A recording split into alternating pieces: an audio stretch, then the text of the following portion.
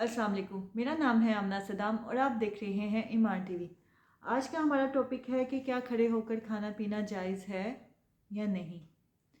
तो खड़े होकर खाना या पीना कराहत के साथ जायज़ है, क्योंकि आप हज़रत सल्लल्लाहु अलैहि वसल्लम ने खड़े होके पानी पिया हुआ है, लेकिन आप सल्लल्लाहु अलैहि वसल्लम ने असहाबा किराम को खड़े होके पानी पीने से डांटा भी है।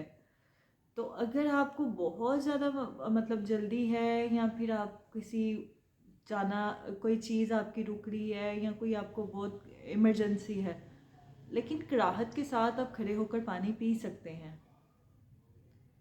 इसके अलावा खड़े होकर पानी पीना सुन्नत नहीं है, बैठ के पानी पीना सुन्नत है। हजूर पाक सल्लल्लाहु अलैहि वसल्लम ने एक दो मौका पर खड़े होकर पानी पिया है, लेकिन उसके बाद आपने असहाबा कराम को खड़े होकर पानी पीने से डांटा भी है और मना भी किया है।